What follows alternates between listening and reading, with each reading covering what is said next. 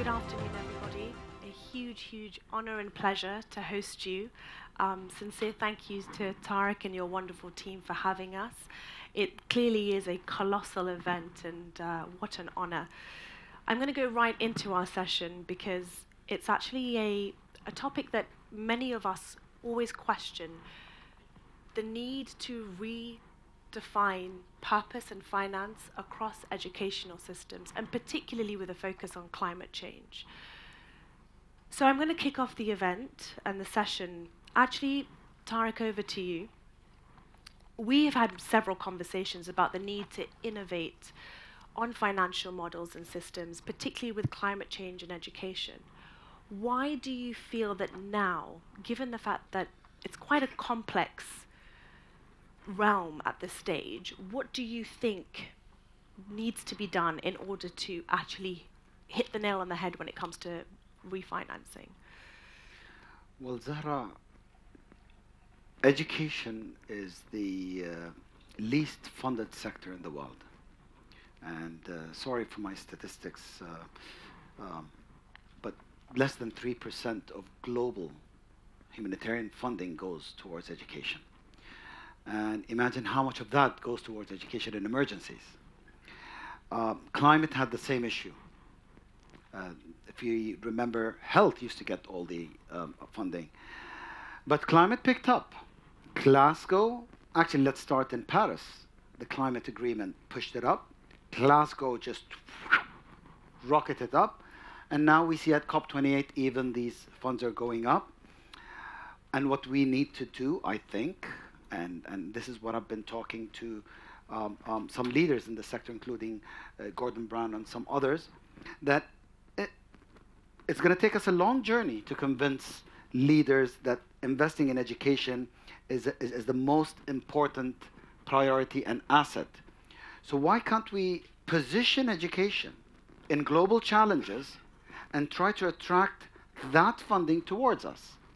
If we go towards school health and nutrition, we can enter the health sector and get health money through school health and nutrition. And that is through school meals, probably. But then you have climate. If you have climate as the challenge, and if we can customize solutions that can have the intersection between climate and education, then we can have money. But if these solutions will not pave way for solving climate issues, we will not. So that's the first issue. The second issue is data. Unless we have data to prove that this works and this doesn't, and how we can tweak and customize things that will take us to that, then it's going to be very difficult to get climate money. And thirdly, what you need is proper leadership at the highest level in terms of convincing everyone that education, if the system changes, and when I say system, I don't mean just patches and get an education system and patch it with some climate. No.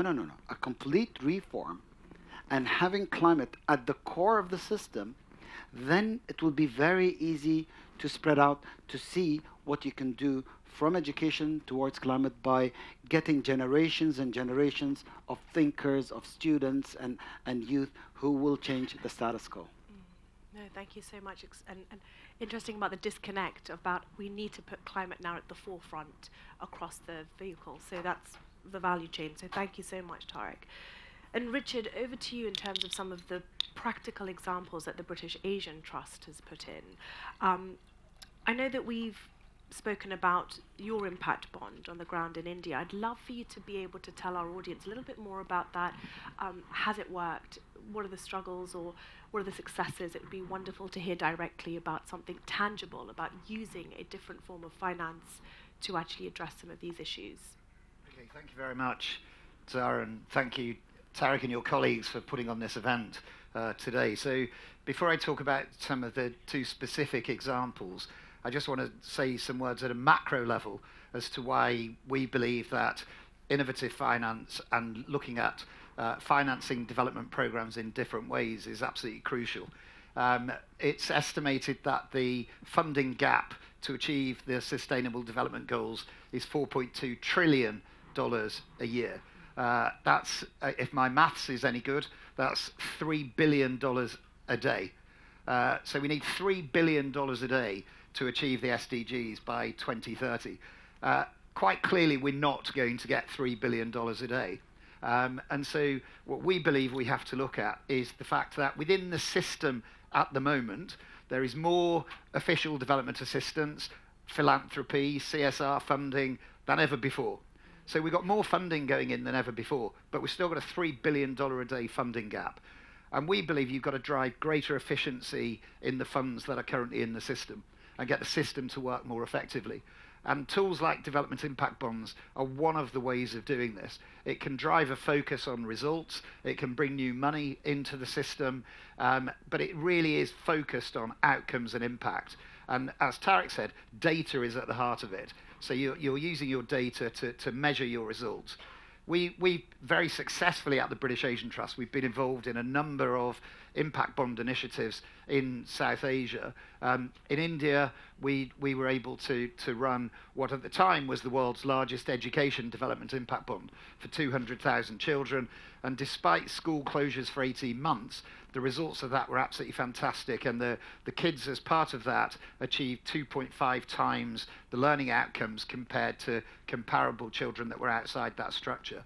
That then led us to a partnership with the government of India and together with Dubai Cares that we're working on a huge skills initiative, which is about how do you get more people into jobs.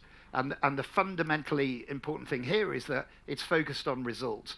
And the results in a skills program should not be about how many people have you trained. It should be about how many people have got jobs. Yes. And so the results of the skills impact bond that we're working on together with Dubai Cares is about focused on getting people into jobs and retaining them in jobs. So people only pay when they've been in jobs for more than 3 months.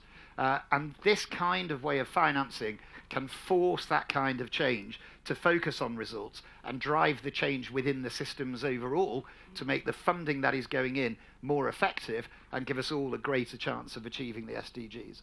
So this was the COVID response of British Asian Trust to the youth of India.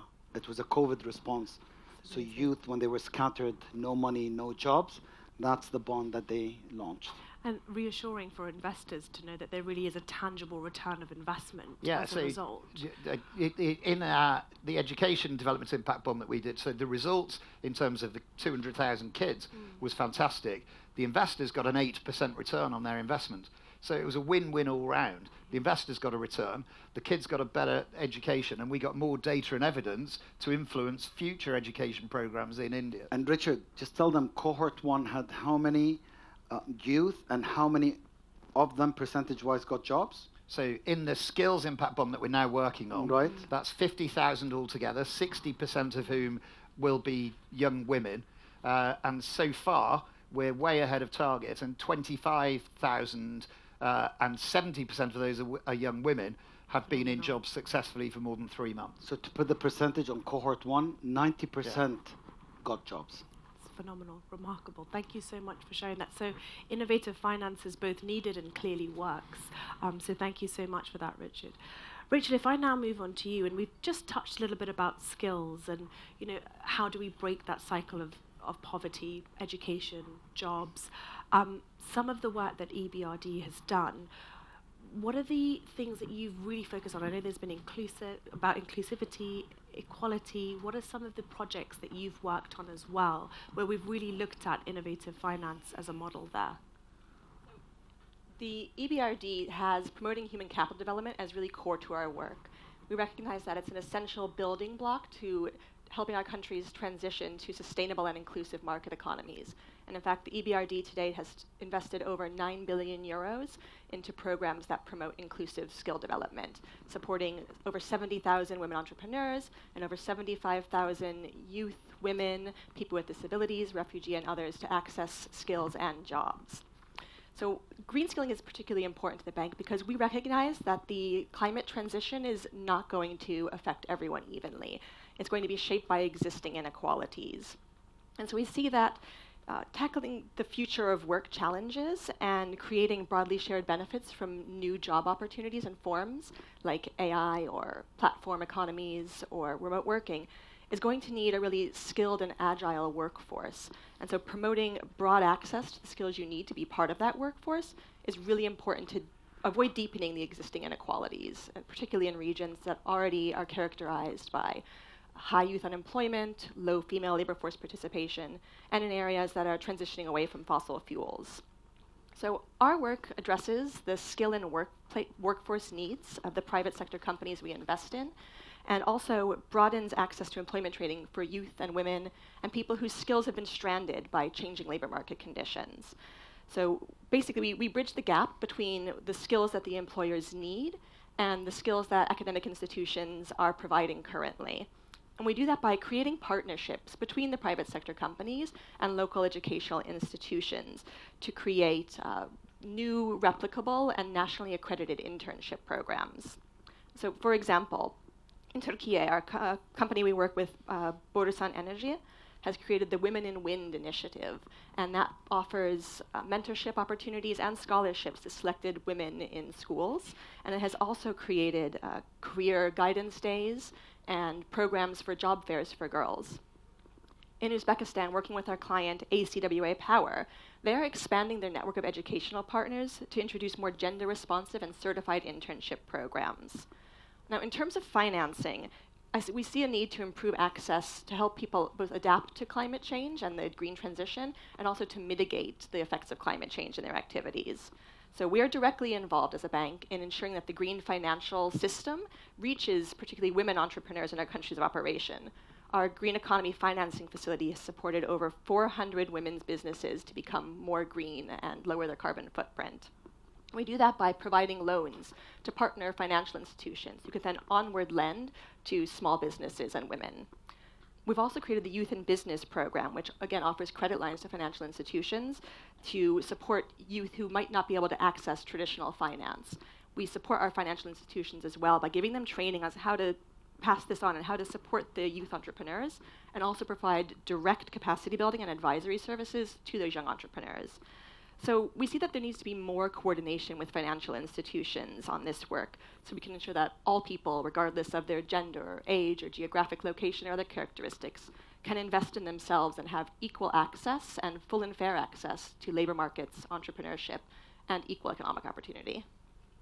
Thank you so much, Rachel. And what are some of the things that you've seen coming out of COP28 and some of the sort of, again, that need for innovation and finance? Are there what are your sort of future plans now, once the event closes, in terms of how do we look at inclusivity a little bit more and sort of a little bit more on the future planning post COP28? I'd love to know what EBRD are planning to do. So I think it's a cross-cutting issue, and it's particularly visible. These skills are absent now. We're trying to develop investments for climate mitigation, for climate adaptation, for creating nature-based solutions, and those skills already don't exist and are already needed. So considering the youth of tomorrow, absolutely we need to invest in schools and education programs, but even today we need to invest in educating and reskilling people to take advantage of these already existing opportunities. So hopefully we can work with our private sector clients to identify those needs and create programs that can and fill them now and invest for tomorrow as well. Well, great. Good to know that education is going to be at the forefront there, both now and in the future. So thank you so much. Just be careful. So sorry. Yes, the bags. Yeah. Please.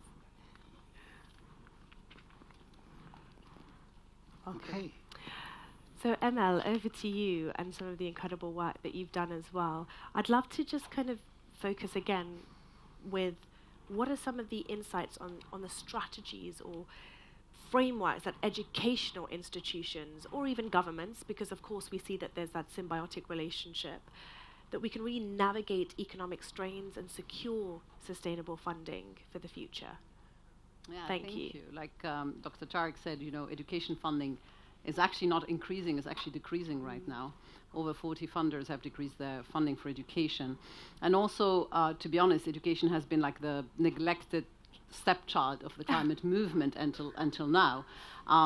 But we feel, and think through Wire to bring this here, everything has been very focused on technologies in the previous COPs, and I always say we might be able to halve emissions by 2030 using solar roof and electric cars, but we have to halve again by 2040 and then achieve net zero by 2050, and that will be impossible without behavior change. And so actually achieving the SDG is going to be less and less about technology and more about consciousness and leadership and behavior change.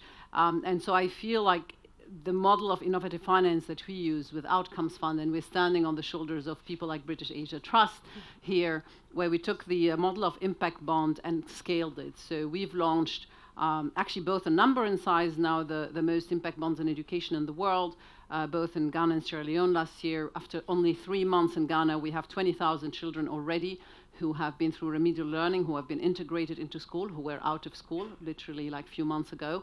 And in Sierra Leone, also after a few months of implementation, we have already increases in learning outcomes. And I think we've proven some people wrong when they said, you will never find private sector money they're going to refinance this work. Not us, Yes. right? No, not you. And in both programs, we have been between 2 and 3 times, 2.5 times oversubscribed.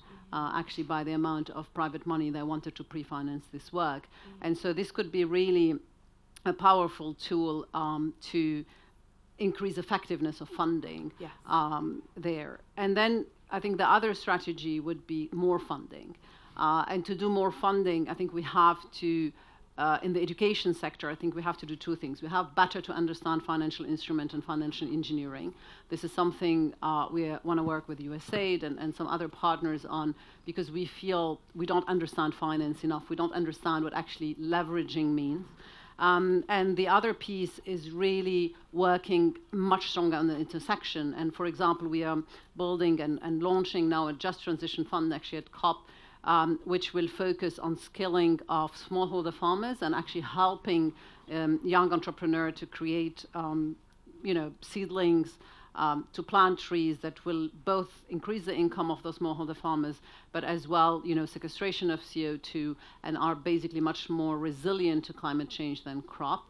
And by investing onto $50 million there, you can create up to $1 billion in net present value in assets. And so understanding more how to do that, I think it's really a big challenge and a big task for us in the education sector. Zahra, you see, I just want a small intervention here.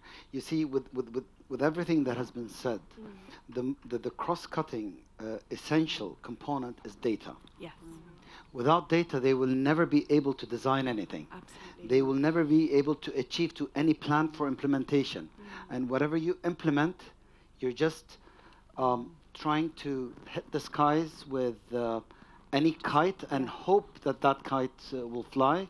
So that's where it comes. And I know that Amal, her life depends on data. And without data, she will not be able to move a muscle. No, absolutely. And I think, well, there you go, knowledge is absolutely key in the heart of it. So and that's been really missing, like the data that shows the evidence what education can bring to climate. Yes. I think altogether we massively underinvested in creating this data so far. No, absolutely. And it's a conversation we had, and why Rewired was so important to be here at COP, being that education piece where climate and education really are intertwined. So thank you so much for both sharing some of the tangible examples and also clearly recognizing that What do you mean SIBs do both? work. We're 4 here. No, I said all of you. I said all. Okay. She said both. No, I said all of you. Yeah, I know. No, sorry. No, I know we were talking Gender about equality. Apologies, apologies. There should be no division here. Of course, we're all the same.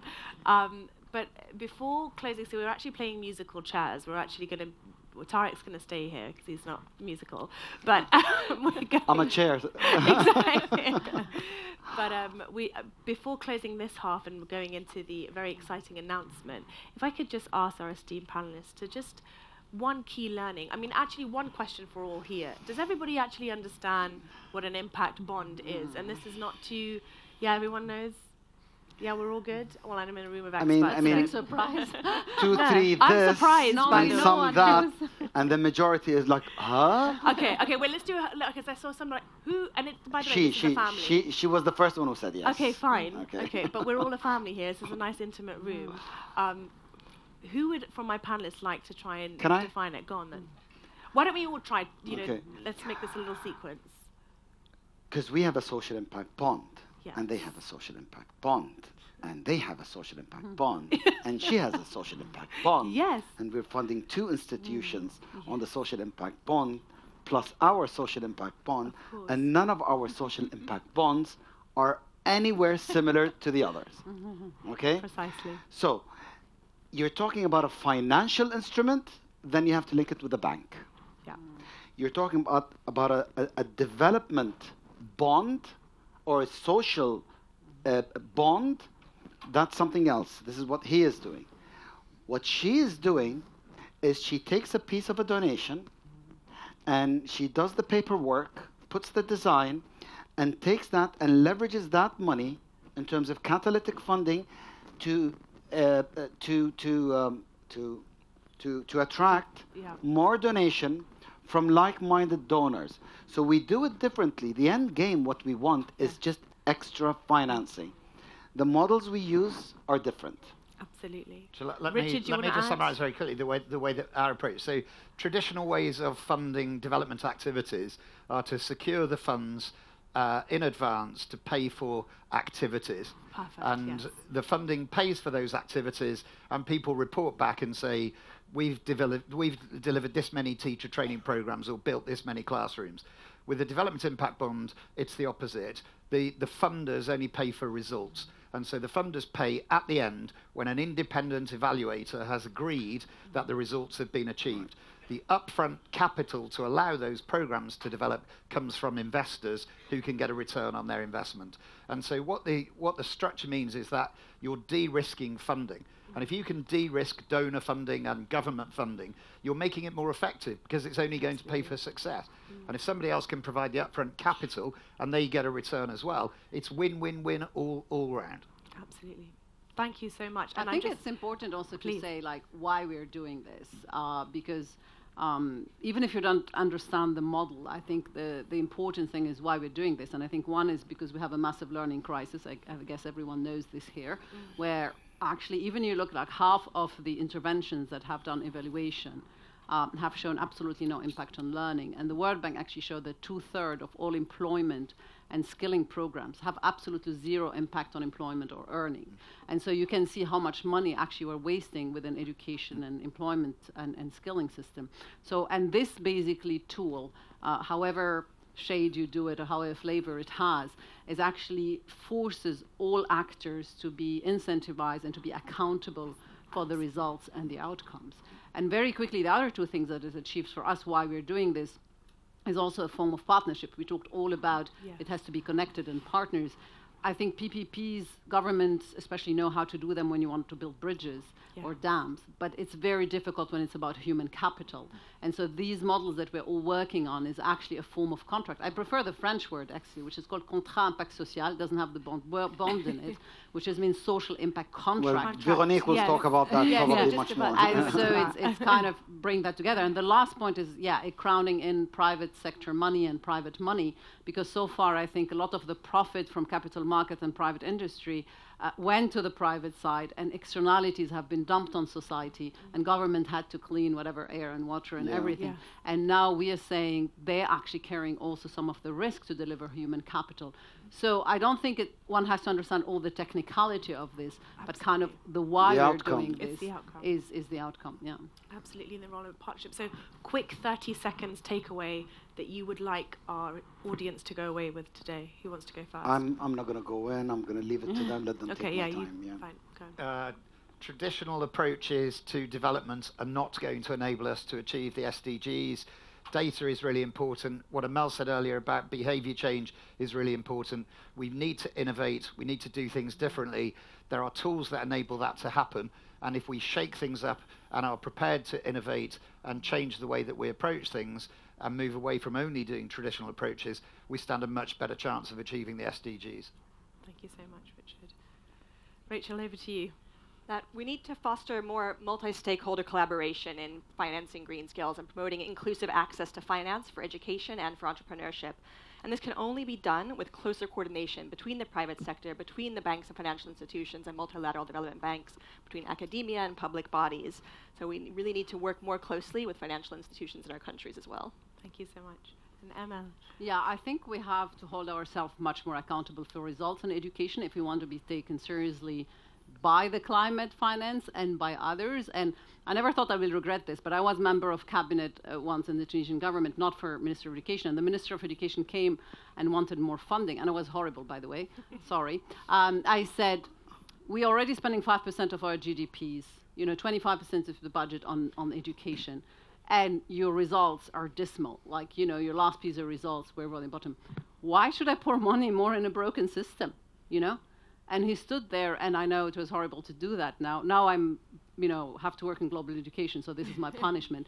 But I do think that that's something I don't hear enough. We all say more funding, more funding, more funding. But in this current state of the world, when you go to talk to Prime Minister, you talk to Minister of Finance, you have to bring more results. And I find we are not holding ourselves accountable. We spend trillions on education, and 70% of children in low middle income country cannot read and write at the end of primary school. This is a massive failure. It's like taking a plane and 70% of the time it doesn't land where you want to go. And how long will this airline survive? And this is where we are in education. And I think we have to challenge ourselves more. So we need all government ministers around the world to change their behaviour like you did. I don't know. Mindset. I think it goes back to mindset. Yeah. So thank you so much for the first half of the panel, and thank you for your insights. It was hugely, hugely profound. Thank you very much. Thank you.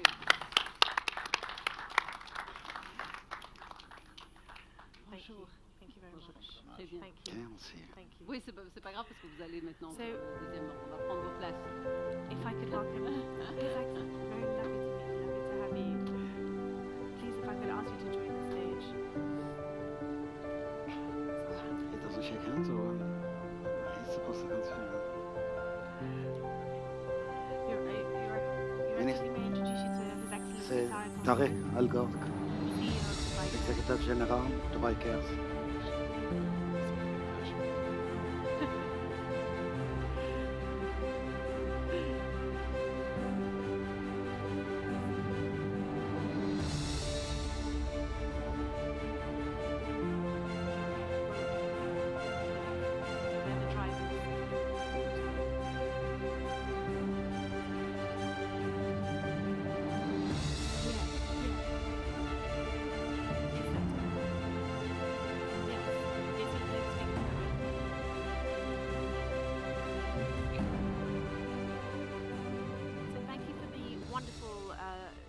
Musical interlude there. Yeah, let's do that. Let me just pop it here. Okay. Sorry for whoever's bag that was, but thank you so much. So I'm going to, this is actually an extremely exciting part I of the think, panel. Your Excellency, you will speak in French, right? Yes, I Okay. just need some sets and my phone just to plug in. Madam, if you can prepare as we speak, so let the Minister Yes, go of second, course, okay? please, of course. Okay. Make sure that you're all set. Second until they get it. Absolutely. Okay, so go ahead. Absolutely. Okay. So Go ahead. Right. Well, huge congratulations, Tarek, on this special announcement that we're doing on this part of the session. We've actually spoken about it about 2 years ago, about the importance of, again, repurposing finance and looking at how Dubai Cares can be a key driver of that. So I'm really, really honored to be able to announce the SIP this afternoon, and what a privilege. And again, to have the key partners on the stage today, and really looking forward to how we actually going to make this happen, and announcing it here at COP today is a huge pleasure. So if I actually, Tarek, go straight on to you then. You've touched on it in the first part of the session, but how have you put these pieces together, where you're looking at the private sector, the government, Dubai Cares' role? Why is that trifactor so important in order to be able to actually deliver the SIP? Zahra, I'm a former banker. Yes, I And know. many people don't know. I worked with National Bank of Dubai for 12 years, which eventually merged with Emirates Bank, and we became the largest bank in the Middle East. And I did 6 years of my life in retail banking, 6 years of my life in corporate banking, and everything in between these 12 years. I went to investment banking and private banking to learn what's happening so I can cater to my clients. And I left the bank for this job of Dubai Cares more than 14 years ago. And my dream from the beginning was to have a social impact bond. Now, which one of those that were mentioned is the social impact bond? I am talking about the social impact bond as in a financial bond. The others I may call funds, due all respect. I don't call them bonds. Bonds should be under banks and not just in an institution. But why? You see, if you go to UBS and UBS Optimus, and if you go to Societe Generale, and you go to even HSBC, all our friends, and some other banks, they always call me while I was here in Dubai Cares and even before. How can I put my money into an investment, an instrument that gives a coupon, and I want my coupon, I'm not going to sacrifice my 7%. That's how they think. But I want it in social good. So banks started structuring social impact bonds. The only issue is when I came to Dubai Cares, I tried to do it and I failed. Why? Because how can you put a social impact bond as a financial instrument under a bank, taking the income of that bond as tuition fees, while we only serve governments and government schools, which is free schooling? Absolutely. That was the biggest issue. Long story short, that vain dream became a reality is when I insisted to the WFP that we have to create this instrument.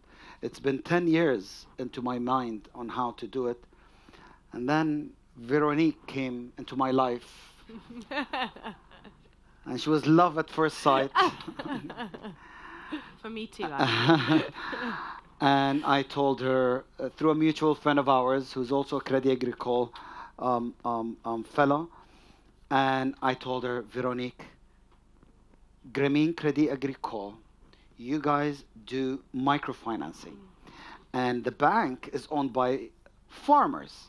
And it's the largest bank in France, and probably the second largest in Europe, if it's not the first, I'm not mistaken. She'll give you these statistics. But the most important thing, it's a farmer's bank. They love to fund farmers.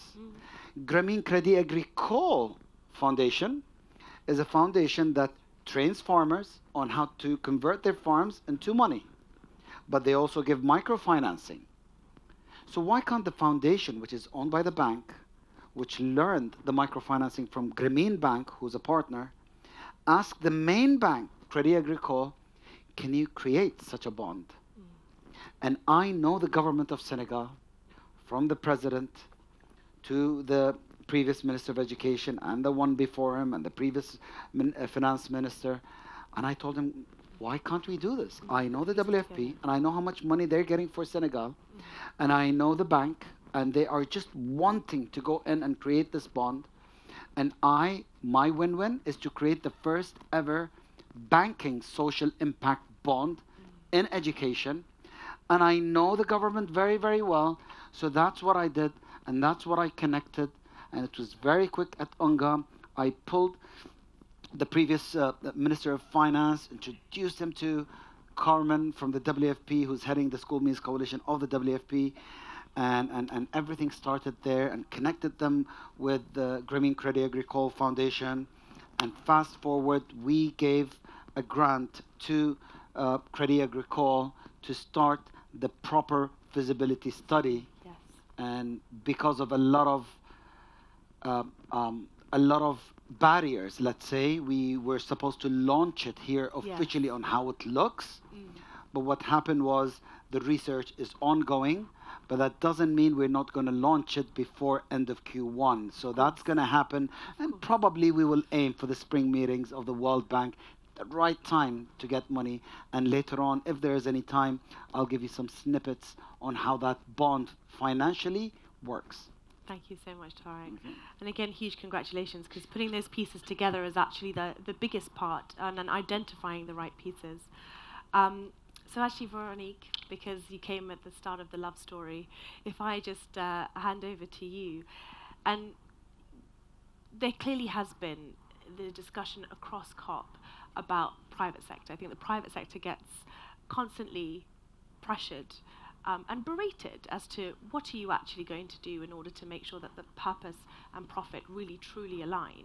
So I would love to know about, if we go on this blended finance journey here, and why is it important for the private sector to really be thinking about these innovative financial models and some of the kind of experience that you held to date? Thank you, Tariq, for your words. Let me say just a few words about Grameen Crédit Agricole. I realize that I should have spoken in French. It would be easier for We your can do ears. it. I mean, I have, Yeah. so no problem. Can I speak in French? Yeah, It's okay please, for go you? ahead. Go Yeah. for it. Okay. I will It will be probably much translation. better for me. عطوا زهرة. J'aimerais vous dire 2-3 mots sur la fondation Grameen Crédit Agricole qui a été créée il y a 15 ans par le professeur Younous, prix Nobel de la paix, et Crédit Agricole. Et à l'origine de cette création, c'était justement pour aider à la transformation des filières agricoles, et principalement en Afrique. Et donc on s'est lancé dans cette aventure il y a 10 ans, notamment au Sénégal. C'est un pays qu'on aime beaucoup et avec lequel on travaille très bien. Et on a notamment eu une très belle histoire, une très belle aventure, un grand succès, en accompagnant une toute petite entreprise à ses débuts qui voulait fédérer les producteurs de lait et donc les éleveurs de lait et produire du lait au Sénégal, parce que vous savez qu'aujourd'hui, le lait produit au Sénégal, c'est 33% plus cher que le lait importé en poudre, ce qui est quand même très dommage. Et le lait est d'une très grande qualité au Sénégal. Donc en fait, on a accompagné cette entreprise qui est devenue un acteur majeur de la récolte de lait, de la distribution et de la transformation de ce lait, c'est la laiterie du berger. Et donc, pourquoi je vous parle de ça? Parce que pour moi, ça illustre très très bien ce que peut devenir finalement cette blended finance, c'est-à-dire cette capacité aujourd'hui à pouvoir relier des coalitions innovantes avec de la blended money, de la blended expertise, et puis bien sûr toujours une approche toujours très ancrée sur le terrain. Et donc sur le projet qui a été initié par Dubai Care, une des grandes choses qui nous a particulièrement passionnés, c'est justement cette vision du terrain et se dire comment finalement les filières locales alimentaires, notamment le lait et le riz au Sénégal, peuvent nourrir tout simplement les enfants en école primaire avec le World Food Programme et comment on peut s'appuyer sur la filière riz et lait au Sénégal pour pouvoir produire 300 millions de repas pour les enfants en primaire. Donc on a fait cette étude de faisabilité, donc peut-être que je vais vous la projeter, mais très rapidement, pour que vous voyez justement les obstacles dont parlait Tariq, que nous on convertit en challenge, et on a identifié notamment, je vois qu'ils n'apparaissent pas, mais je vais vous en parler rapidement, on a identifié notamment 5 challenges très importants pour nous permettre de produire du riz et du lait en quantité pour les cantines scolaires. Et ces 5 challenges, ils sont très très intéressants parce qu'en fait, ils nous ramènent à des conditions pour que la blended finance marche. Il y en a 3. Il faut que ce soit un projet très innovant. Il y ait beaucoup d'innovation. C'est le cas, il va falloir transformer beaucoup de choses dans les filières. La deuxième chose, c'est que ça comporte une très grande part de risque. Et forcément, on parle d'agriculture, de changement climatique, et c'est extraordinairement risqué. Et donc les investisseurs privés, vous savez, ce n'est pas leur tasse de thé. Et puis la troisième chose, c'est qu'il faut avoir un rapport au temps un peu long, parce que ça va nécessiter entre 7 à 10 ans. Donc il ne faut pas être pressé. Donc tout ça, vous le rassemblez, vous dites, ça correspond pile poil aux formes de beauté, en tout cas, de la blended finance. Alors pour être très concrète, on a identifié pour cette partie du programme, en tout cas la transformation riz et lait des filières, on a identifié de former un fonds de 100 à 150 millions d'euros. Ce n'est pas la mer à boire, 100-150 millions d'euros, mais compte tenu de ce que je vous ai dit tout à l'heure, le risque, l'innovation et le temps, c'est un peu complexe. Et donc ce qu'on a décidé de faire, c'est qu'on va faire ce fonds, et qu'il a été, et ça a été évoqué dans la première table ronde, il va être finalement en tranches. On a besoin d'une première tranche, la tranche d'amorce, on pourrait appeler ça une tranche de perte finalement, et qui va s'appuyer sur des investisseurs plutôt publics, plutôt d'État, plutôt des gouvernements, qui eux sont mus par l'impact et qui ont envie d'investir dans ce projet, et ils sont prêts à envisager éventuellement de perdre une partie de ce qu'ils ont mis. Et cet investissement de départ, il est très important, parce qu'il va permettre le second niveau d'investissement, là d'investisseurs privés. Et ces investisseurs privés, ils viennent parce qu'ils sont sécurisés par les premiers. Et vous voyez déjà cette coalition qui se forme entre le public et le privé. J'ajoute pour la première partie qu'il ne faut pas oublier que les pays de l'OCDE sont obligés de réserver une partie de leur produit intérieur brut à ces ODA. Et donc il faut qu'on capitalise sur ça pour pouvoir monter cette première tranche. Et puis, je dirais, ce n'est pas tout. Une fois qu'on a fait ça, le fonds est là, ça ne suffit pas. Il faut qu'on ait aussi des subventions, parce que derrière, il va falloir faire de l'assistance technique, du conseil. Il va falloir former les agriculteurs. Il va falloir préparer à des structures de coopératives.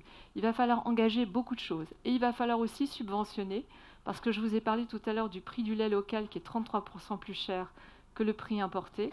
Ça veut dire que pendant un petit moment, il va falloir soutenir les filières locales parce qu'elles ne vont pas être compétitives par rapport aux imports. Et c'est ce moment-là qu'il va falloir soutenir, il va falloir être là. Donc les subventions, elles sont très importantes. Et pour conclure, Zahara, ce que je voudrais juste dire, c'est que le projet de Dubai Care, en tout cas emporté par Dubai Care, est un projet incroyablement ambitieux, mais faisable. Et ce qui me paraît le plus important dans tout ça, pour que ce soit vraiment possible, c'est le soutien et le support du gouvernement sénégalais. Et c'est la volonté même du gouvernement sénégalais qui pourra faire en sorte que ce programme réussira. Le reste, on s'en occupera, mais c'est vraiment important de pouvoir s'appuyer sur le gouvernement et sa volonté est là. Merci. Merci, Véronique. Thank you so much. I think what was very interesting about your point is identifying that there are risks, but there are ways that you can create some mitigation within those models. And I really look forward to hearing about how we structured this particular bond, which we'll go on to. Your Excellency, a huge honor and pleasure to have you here. Senegal is also close to my heart, so what an honor to have you here today.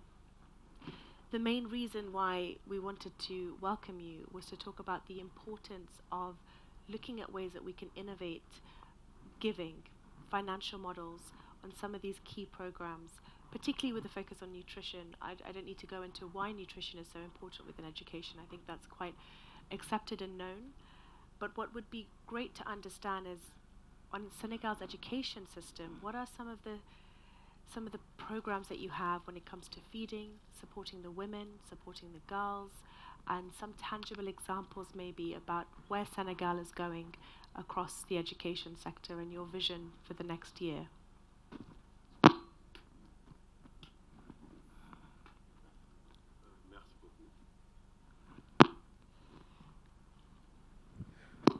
Merci beaucoup. Je voudrais tout simplement vous remercier et montrer tout le plaisir que j'ai d'être là pour partager avec vous vos expériences et parler un peu du Sénégal. Je voudrais commencer par remercier le président de Dubai Care et la fondation du Crédit Agricole de France qui, pour ses interventions multiples au Sénégal. Je voudrais tout simplement remercier aussi le programme alimentaire mondial qui nous accompagne depuis plusieurs années, avec qui nous sommes devenus des partenaires de toujours. Je voudrais un peu parler de la problématique de l'alimentation scolaire au Sénégal, mais pour cela, il faut que j'explique un peu la situation du système éducatif sénégalais, les contraintes ou les challenges auxquels on est confronté. Nous sommes un pays de l'Afrique de l'Ouest, 18 millions d'habitants. L'âge médian au Sénégal, c'est 19 ans. Cela veut dire que c'est le tiers de la population qui est en âge d'aller à l'école. Le financement de l'éducation de la maternelle à l'université est soutenu par le budget du gouvernement du Sénégal à 85%. Les partenaires et les familles participent pour 15%. Nous mettons 25% du budget national dans le système éducatif. 85% du budget sert à payer les enseignants, c'est la même chose qu'en France, ils sont socialement très importants. Il reste 15% pour les investissements. La population double tous les 25 ans. Voilà les contraintes auxquelles on est confronté. Et c'est la même chose dans tous les pays de l'Afrique subsaharienne. La démographie est un atout, mais en même temps un challenge. Le capital humain, il faut le former si on veut se développer. Le Sénégal a pris le pari de passer du sous-développement à l'émergence en 25 ans pour une génération. Voilà les enjeux. Les ressources nationales ne le permettent pas, mais il faut beaucoup d'investissements privés. C'est pourquoi on s'honore de l'intervention des partenaires et avec la compréhension qu'ils ont des enjeux en parlant d'investissement à impact social. C'est important, c'est la voie. Maintenant, nous, on a initié depuis une trentaine d'années l'alimentation scolaire, mais avec des partenaires au développement et une participation de l'État.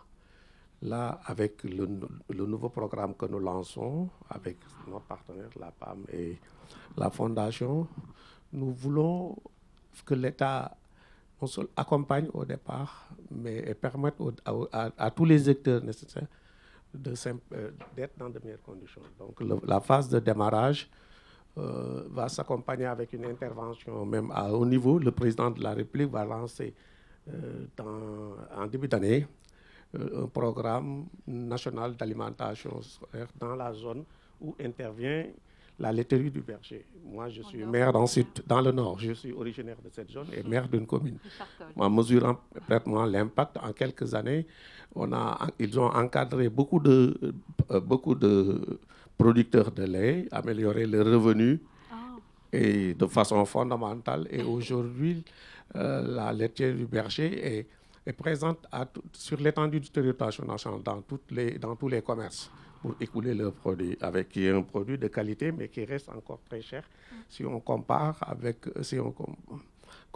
le prix du lait importé. Mais l'important ici, c'est que la laiterie du Berger s'appuie à la fois sur la production locale et sur l'importation pour équilibrer les économies. Nous, on va intervenir comment? On va investir de l'argent budgétaire dans les différents ministères concernés, l'élevage, le ministère et le ministre de l'Éducation nationale, pour avoir un peu la main aussi, participe de façon fondamentale en mettant un appui budgétaire. Ça nous permet de voir comment les producteurs, donc les communautés, vont réinvestir dans le système. Parce que c'est un challenge. La contrainte qu'on a, on a une déperdition scolaire très importante, supérieure à 50%. Des élèves parce que les conditions de vie de leurs parents ne leur permettent pas d'aller à l'école. Et on a vu que si en leur garantissant trois repas hebdomadaires, on permet d'améliorer de façon fondamentale le maintien des enfants à l'école. Et ça, c'est un challenge qui nous permettra d'aller très en avant dans le développement. Voilà ce que je voulais dire et me féliciter de tout ce qui est en train de se faire. Merci beaucoup.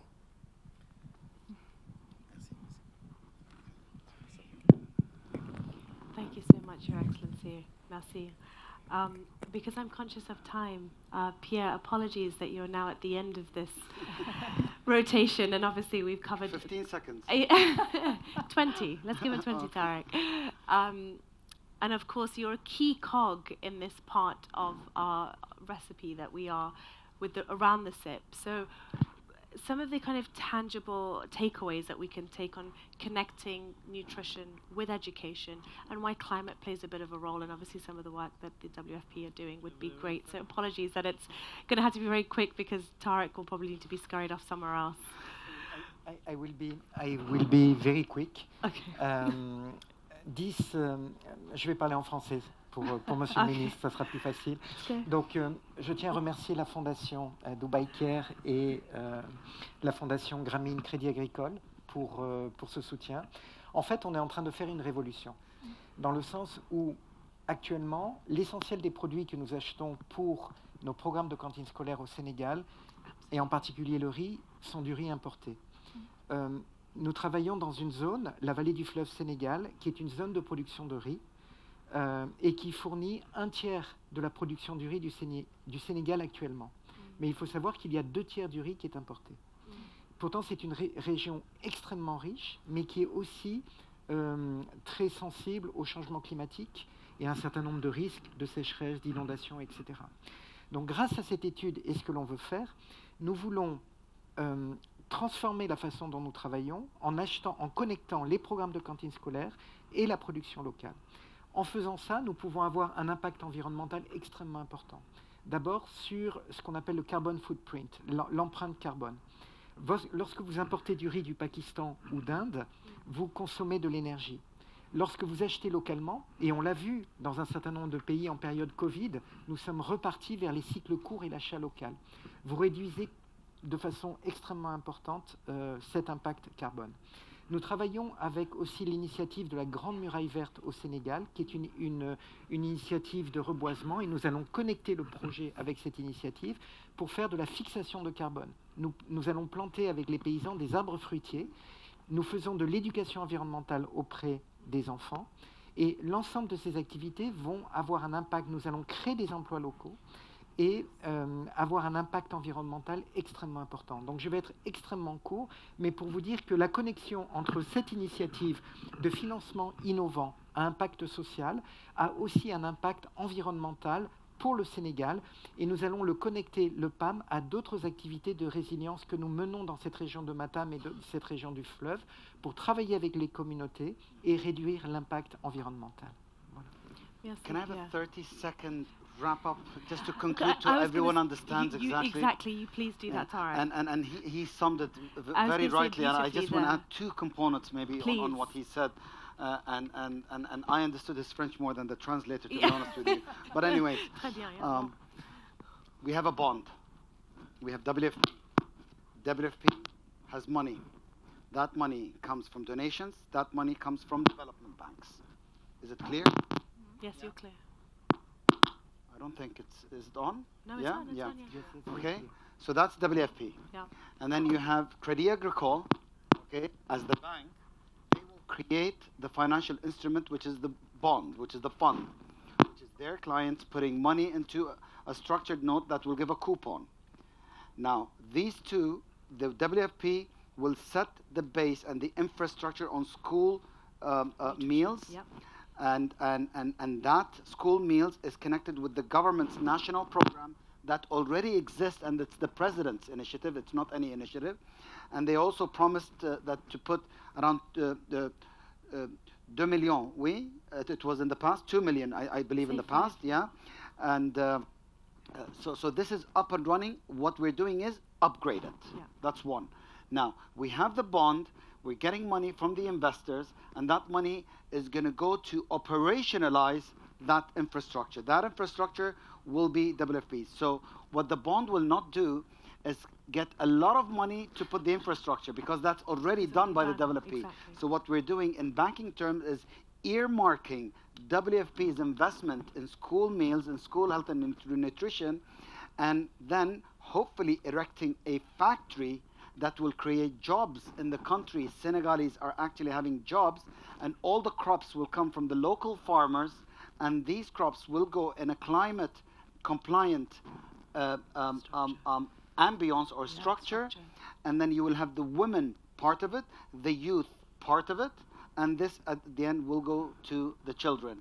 Now, how will the foundation, Grameen Crédit Agricole Foundation, will do is build the capacity of the farmers as well, so that will come from the foundation, that they will also give microfinancing to the farmers. But the money, how will the money work on a banking instrument level?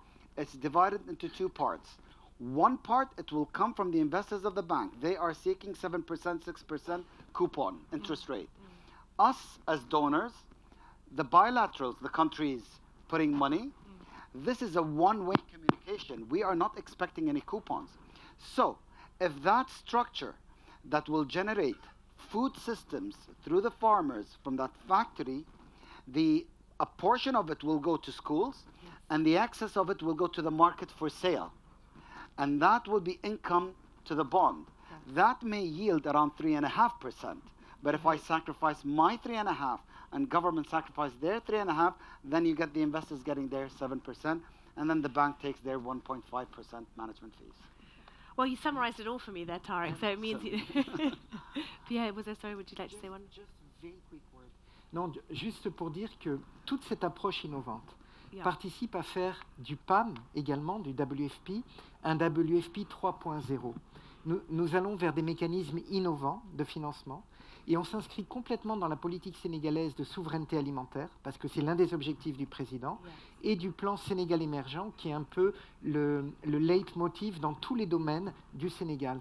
Donc ce projet, financé par la Fondation Dubai Care, par la Grameen Bank, s'inscrit complètement dans la volonté des autorités sénégalaises de souveraineté alimentaire, d'autonomisation et d'innovation. Thank you so much. Okay, everybody. We've got 9 seconds before, because I know... Moi, ce que je voudrais dire, c'est que ce projet a quelque chose d'incroyable, c'est qu'au travers de l'éducation, on investit pour le futur, on est capable d'investir dès maintenant et de récolter les fruits dès maintenant pour l'économie. Et ça, c'est extraordinaire parce qu'on voit le côté circulaire du projet, à la fois pour l'économie et pour les enfants plus tard, et qui reviendront à l'économie. Donc cette circularité, elle est formidable. Merci. Thank you so much.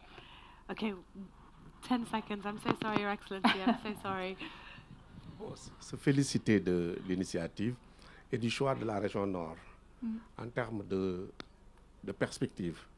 On a dans cette zone, en fait, 24 000 hectares de zones irriguées qu'il faut moderniser. Yeah.